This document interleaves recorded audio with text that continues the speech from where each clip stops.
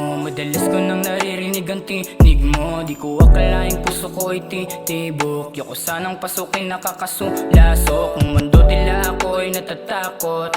Ang kaba sa puso ko ay bumabalot. Paano ba ako neto makakaahon sa problemang dinadanas buong maghapon? Sa ganda mo na nababalot ng iwaga. Kapag nahulog ang puso na ko wala na. Kailangan ko na nga siguro ng kumpiyansa. Yoko kasing puso ko na naman mawasak. Nais maagapan, sana naman ako'y iyong maunawaan. Sa daming lalaki na sa'yo napahamak. Pasensya na pero yun ang katotohanan. Nais kang bitawan. Pasensya ka na pero kailangan kong bitawan ka dahil ayoko masaktan ka sa lalaking katulad ko. Marami pa namang pagkakataon eh. May iba pang lalaki dyan na kaya kang pasayahin at basta mahirap kasing ipaliwanag sa sitwasyon nating mahirap. Yeah.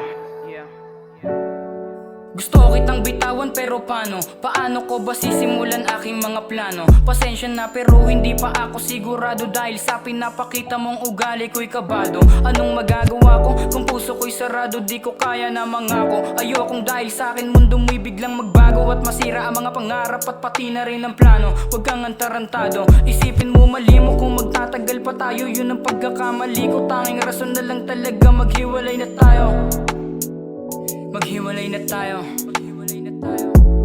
Pasensya na pero di tayo pwedeng magtagal. Yun na lamang talaga ang kaya ko na isugal. Huwag ka sanang mag-isip na hindi kita minahal. Yoko kasing masaktan ka sa lalaking panggaguhan.